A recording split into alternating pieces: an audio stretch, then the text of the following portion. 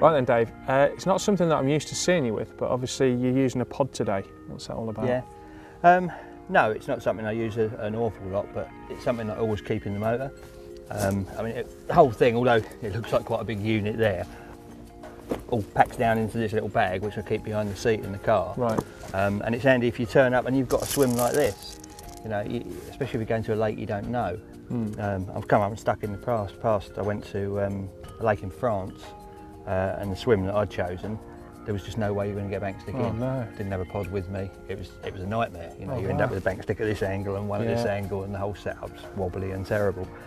So it's perfect for that, and it's better than hammering. I can't stand people that hammer bank sticks. Yeah, nothing worse. You know, you set up, the fish might be 20 yards out by the time you've got your 3 bank sticks in, they're 120 yards out. So a pod comes in perfectly handy for that. And this one, Lite-Speed pod, it's completely adjustable. It adjusts in length, in height, front and back.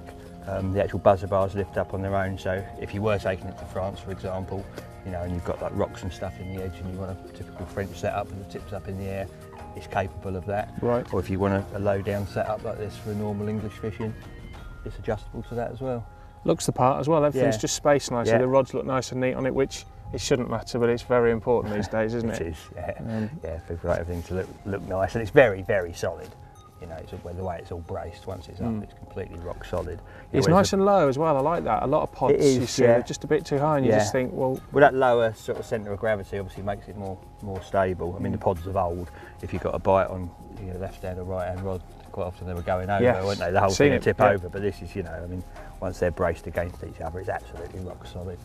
Excellent. So it's a very handy thing, you know, if you don't use a pod all the time to keep in the motor, and if you do use a pod all the time, you know, this is and maybe that's the one for you. Good model, yeah. Sure.